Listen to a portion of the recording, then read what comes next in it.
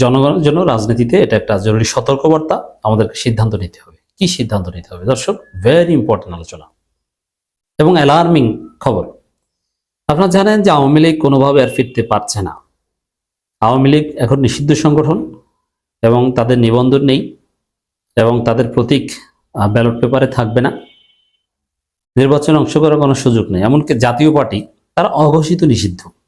জাতীয় party officially সরকারিভাবে নিষিদ্ধ না হলেও লাঙ্গলের জাতীয় পার্টির মধ্যে তো অনেক ধারা আছে, যেমন ব্যারিস্টার আন্দালিব রহমান পার্থ, আনোয়ার হোসেন মঞ্জু, এরাও জাতীয় পার্টি। কিন্তু লাঙ্গল জাতীয় পার্টি যারা একদম পিওরলি ভারতের দালাল এবং ফেসিবাদের দোসর ছিল, তারা অঘোষিত নিষিদ্ধ।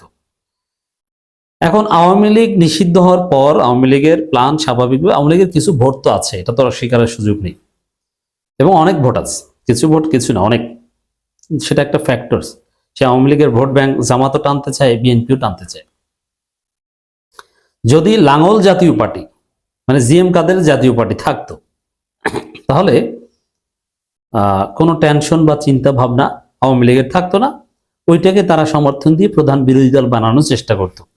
বিএনপিও চেয়েছিল এটা, বিএনপিরও খায়েশ ছিল এটা, যে লাঙ্গলের যে জাতীয় পার্টি ওইটাকে মানে বিএনপির খায়েশ।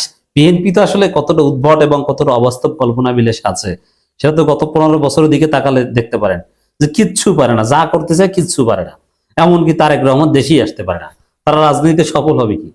ডাকসু নির্বাচনের আগে কত বড় বড় কথা বিএনপির, এই সেই অমুক তমুক, এই করবে সেই করবে, দিন শেষে দেখা গেল ফলাফল আন্ডা।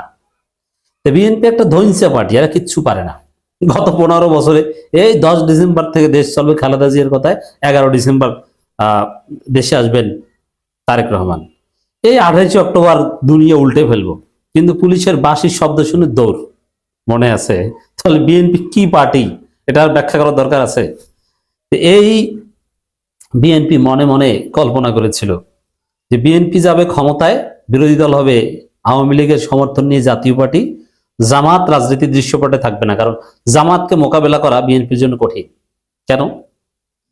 জামাতের বিরুদ্ধে বিএনপির কোনো রাজনীতি নাই। জামাতের বিরুদ্ধে কি বলবে? জামাত চাঁদাবাজ, সেটাও তো বলা যায় না, কারণ জামাত চাঁদাবাজি করে না। দুর্নীতিবাজ, জামাত তো দুর্নীতি করে না, কি বলবে?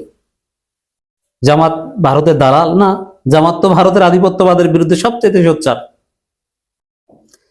ধর্ম ব্যবসায়ী বলবে, জামাত ধর্ম ব্যবসায়ী, এটা তো অন্য কোনো ধর্মীয় দল বলতে পারে। জামাত মওদুদিবাদ, এটা অন্য কোনো ধর্মীয় দল বলতে পারে, কিন্তু বিএনপি তো এটা কিয়ামত পর্যন্ত বললেও লাভ হবে না। এইসব কারণে জামাত বিএনপির জন্য কোনো কমফোর্টেবল অপোজিশন নয়, যার ফলে বিএনপি চেয়েছিল অপোজিশন হিসেবে জাতীয় পার্টি আসুক আওয়ামী লীগের সমর্থনে। প্রথমে তো সরাসরি আওয়ামী লীগকে চেয়েছিল, কারণ আমি যে থিওরিটা বারবার বলি যে রাজনীতিতে নিজের চাইতে খারাপ প্রতিপক্ষ লাগে, নইলে রাজনীতি করা যায় না। আপনাকে জিততে হলে নিজের চাইতে খারাপ প্রতিপক্ষ লাগবে, এটা ইলেকটোরাল ডেমোক্রেসির একটা অনিবার্য বৈশিষ্ট্য। এখন এইসব কারণে বিএনপি আকাশ কুসুম স্বপ্ন দেখেছিল যে বিএনপি সরকারি দল, জাতীয় পার্টি 30, 40, 50, 60টা আসন আওয়ামী লীগের সমর্থন নিয়ে পেয়ে বিরোধী দল, জামাত থার্ড। জামাত গুরুত্বপূর্ণ করে ফ্যাক্টর না, কিন্তু দেখা গেল যে জামাতকে থার্ড বানাবে তো দূরের কথা, জামাত হয়ে যাচ্ছে ফার্স্ট। আর আওয়ামী লীগ ওই বিএনপির উপর আশা করেছিল যে বিএনপি কোনো না কোনো ভাবে আওয়ামী লীগকে একটা আশ্রয় দিয়ে সেকেন্ড হওয়ার সুযোগ করে দেবে, কিন্তু দেখা গেছে বিএনপি তার নিজেই আশ্রয় পাচ্ছে না, আওয়ামী লীগকে কি আশ্রয় দিবে? বিএনপি নিজেই আছে দৌড়ের উপর। আর জিএম কাদেরদের জাতীয় পার্টি, ওটা নিয়ে জামাত খেয়ে দিয়েছে। কিভাবে? জামাতের 5 দফার মধ্যে এই জাতীয় পার্টি নিষিদ্ধের দাবি আছে, এবং এনসিপির গণঅধিকার পরিষদ সবার দাবি আছে, যার ফলে জাতীয় পার্টি এখন অঘোষিত নিষিদ্ধ। এ কারণে জাতীয় পার্টি অঘোষিত নিষিদ্ধ, নির্বাচনে বৈধ হলো, নির্বাচনে অংশগ্রহণ করবে, প্রার্থী প্রচারণা চালাবে, এটা পারবে না। এনসিপি, জামাত, গণঅধিকার পরিষদ জাতীয় পার্টিকে পিটিয়ে ওদের হাত পা ভেঙে দিবে। এজন্য জাতীয় পার্টি অঘোষিত নিষিদ্ধ আকারই হয়তোবা থাকবে, এবং যারা প্রার্থী হবে তাদের প্রার্থিতা বাতিল হবে, নানান সিস্টেমে ওরা মাইনাস হয়ে যাবে। এটা আওয়ামী লীগও দেখছে, বিএনপিও দেখছে। এই কারণে এখন এই নতুন জোট করার প্ল্যান, 20 দল নিয়ে নতুন জোট আত্মপ্রকাশ করেছে আনিসুল ইসলাম মাহমুদ, আনোয়ার হোসেন মঞ্জু এদের নেতৃত্বে। এইটার মাধ্যমে আওয়ামী লীগ নির্বাচনে ফিরতে চায়। আওয়ামী লীগ যদি এই 20 দল তারা মোটামুটি একটু স্পেস ক্রিয়েট করতে পারে, আওয়ামী লীগ বলবে যে এদেরকে ভোট দাও, এরা যদি কিছু সিট টিট পায় ওইটি আওয়ামী লীগ। আর এতে বিএনপি সমর্থন আছে নিশ্চিত। বিএনপি তো আওয়ামী লীগ কি চায়, আওয়ামী লীগ না থাকলে জাতীয় পার্টি এরশাদ জাতীয় পার্টি লাঙ্গল ওইটাকে চায়। আর সেটাকেও যেহেতু জামাত চরমনাই বা অন্যান্যরা এনসিপি গণ অধিকার পরিষদ খেয়ে দিচ্ছে, এখন এনসিপির সাথে তো আর বিএনপি পারবে না জাতীয় পার্টিকে ফিরিয়ে আনার রেসে। এ কারণে এখন এই নতুন 20 দলীয় জোট, এটা কি পারবে? এটার পিছনে এই যে 20 দলের জোটের আত্মপ্রকাশ, এটার পিছনে ডেফিনেটলি এটা আপনি চোখ বুঝে ধরে নিতে পারেন বিএনপির ইন্ধন আছে, বিএনপির অর্থায়ন আছে। এবং আনিসুল ইসলাম মাহমুদ মির্জা ফখরুলের খুব ক্লোজ লোক, মির্জা ফখরুলের সাথে আড্ডা দেন। এই জায়গায় এই যে 20 দলীয় জোট, যাদের মূল শক্তি থাকবে এবং যাদের বিশ্বাস যে আওয়ামী লীগের ভোটারদের ভোট তারা পাবে, আর বিএনপির সমর্থন আছে, বিএনপির ইন্ধন আছে, এই 20 দলীয় জোটে ফাইন্যান্স আছে। কেন? জামাতকে ঠেকাতে এই ধরনের জোট দরকার।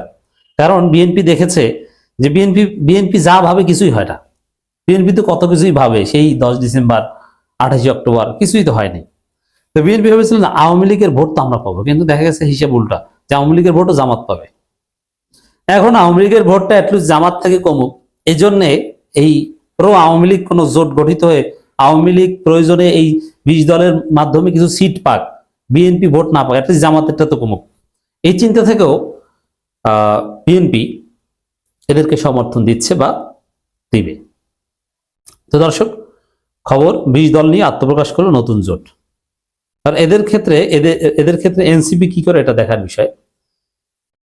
এখন বাস্তবতা হচ্ছে যে রাজনীতি সেই 5 আগস্টের আগের সেই ধান্দাবাজির যুগে নাই। এখানে কোনো একটা মেশিন, সেই পুরনো বস্তা পচা ফেসিবাদের দোসর ধ্বজভঙ্গ কাউকে দাঁড় করিয়ে দিলেন আর সে এসে খেলে দিবে, এটা মনে করার কোনো কারণ নেই। সেই যুগ এখন আর নাই। এখন আপনাকে ইয়াং, এনার্জেটিক, তেজস্বী হতে হবে, আপনাকে বিপ্লবের পক্ষে হতে হবে।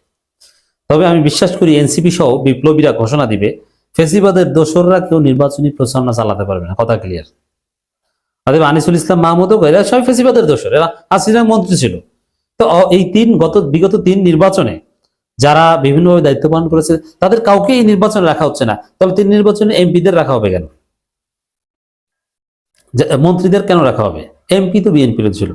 জাতীয় পার্টির সাবেক 2 নেতা ব্যারিস্টার আনিসুল ইসলাম মাহমুদ ও আনোয়ার হোসেন মঞ্জুর নেতৃত্বে জাতীয় গণতান্ত্রিক ফ্রন্ট নামে নতুন একটি রাজনৈতিক জোট আত্মপ্রকাশ করেছে।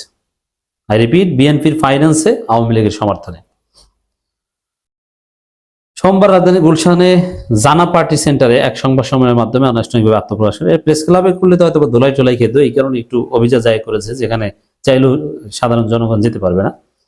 জোটে থাকা অন্যান্য দলগুলো হলো জনতা পার্টি, বাংলাদেশ জাতীয় পার্টি, তৃণমূল, বিএনপি, বাংলাদেশ সংস্কৃতি। এই তৃণমূল বিএনপি চিন্তা করছেন, ওটা আওয়ামী লীগের কিংস পার্টি ছিল, কিন্তু বিএনপির নাম তো আছে, এবং সাবেক বিএনপিরা বাংলাদেশ সংস্কৃতি মুক্তিজোট, বাংলাদেশ জাতীয়তাবাদী আন্দোলন, ওই জাতীয়তাবাদী আন্দোলন, বাংলাদেশ মুসলিম লীগ, জাতীয় ইসলামিক মহাজোট, জাতীয় সংস্কার জোট, বাংলাদেশ লেবার পার্টি।